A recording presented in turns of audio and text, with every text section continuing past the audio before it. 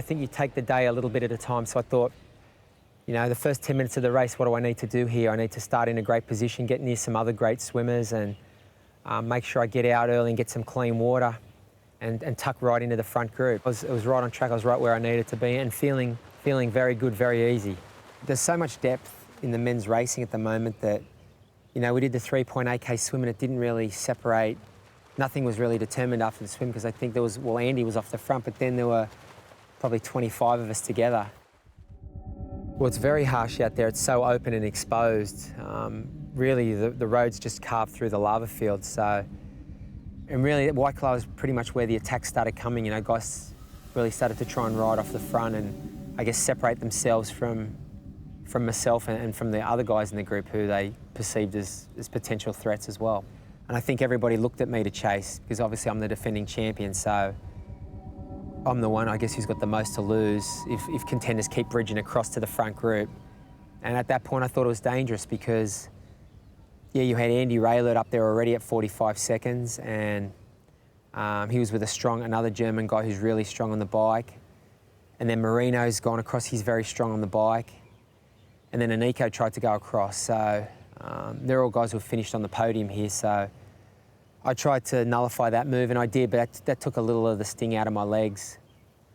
And then there was a couple more moves. Two more Germans tried to go, Faris and Timo Brucht. And I tried to, no one else was going to respond, so I responded to that one as well for about another 5 or 8 miles and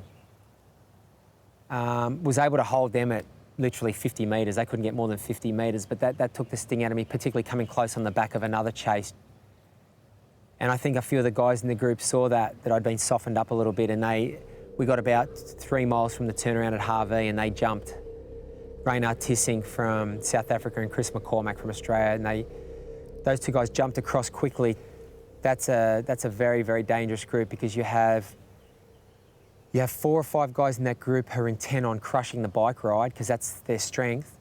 And then you have another 3 or 4 guys in the group who are going to benefit from that because they're great runners and they're strong enough to hang on. See, the mentality in a breakaway is once you've expended the initial energy to make that gap, the hard bit is opening the initial gap. Once you open the gap, everyone in the group's then motivated to make it work. So I knew they'd be working hard. I came to the realisation that it was going to be a long chase in the marathon. I was going to be giving up, you know, a lot of time to some guys, and 3 or 4 guys in particular who I thought were good runners. I mean, a lot of that guys in that group, as I said, they have to work the bike. But I felt I could run 20 minutes out of most of them. But there were some guys, Marino, Macca and Andy Raylert, who I know are great runners as well. I mean, giving them 8 minutes is a long way. I just dialed in a pace I thought I could run, which was 6 minutes per mile, about 3:45 per kilometre pace. And I thought if I can run this pace, I may win. I mean, I'd never given up hope of winning the race. I thought if I can run a 2:36 marathon, I'm still a very good chance to win the race. So that's what I tried to do. There's a lot of mental warfare, I guess, that goes on in a marathon. If you can take a lot of time out of people early, maybe you can just rattle them a little bit.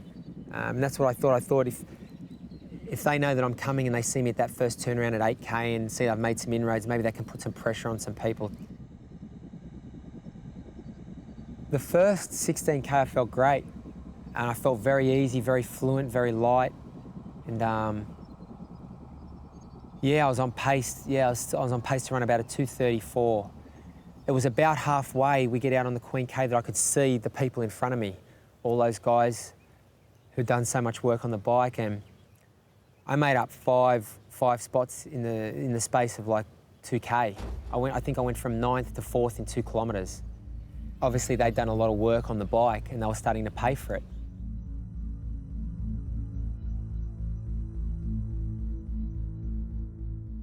Well, when we came out of the energy lab, I think I was 5 minutes down, or I might have even got a split that was a touch under 5 minutes. So you're still 11K from the finish. You're not going to catch them if they don't blow up, but that can happen. So I tried to push it for 2 more miles. The thing that I knew, though, is especially with 2 guys in such close proximity like Andy and Chris were, and they're racing for the win, they're pushing each other. I think it was about mile 22.